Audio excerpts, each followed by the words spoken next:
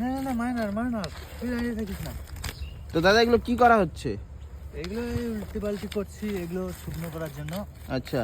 তো এই যেভাবে আমরা পাল্টি মারবো হ্যাঁ। এইভাবে মাছের কোয়ালিটি আসবে, ঠিক আছে? আচ্ছা, পাল্টি মারার উপরে মাছের কোয়ালিটি তৈরি হয়? কোয়ালিটি বলতে মানে নিচের মাছটা ধরো নরম আছে, হুম। ভেজা মাছ।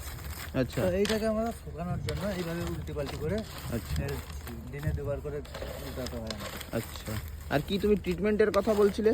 বলছিলাম যে ট্রিটমেন্ট বলতে যেমন জীবিত মাছ চাষ করা হয়, হুম। যেমন ওনাদের ওষুধপত্র দিয়ে ওদেরকে ট্রিটমেন্ট করা হয়, হুম। এই মাছকে সেই রকম আমাদেরকে জল থেকে তুলে এইভাবে পাটাতে দিয়ে আচ্ছা উল্টি পাল্টি করে এদের কোয়ালিটি আনা হয়। আচ্ছা, এইভাবে মাছের এইভাবে treatment। আমরা উল্টি পাল্টি করবো, হ্যাঁ, এইভাবে মাছের কোয়ালিটি আসবে। আচ্ছা নাহলে পোকা টোকা লেগে গেলে কালো হয়ে যাবে মাছ, আচ্ছা। ঠিক আছে?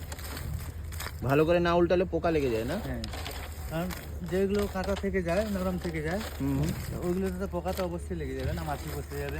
আচ্ছা সেই জন্য এগুলোকে আমাদের এবং উল্টি পাল্টি মারার কারণ হলো যত তাড়াতাড়ি আমরা শুকিয়ে কোয়ালিটি করে মাছ রাখতে পারবো, আচ্ছা তত তাড়াতাড়ি আমরা এগুলো বিক্রি করতে পারবো।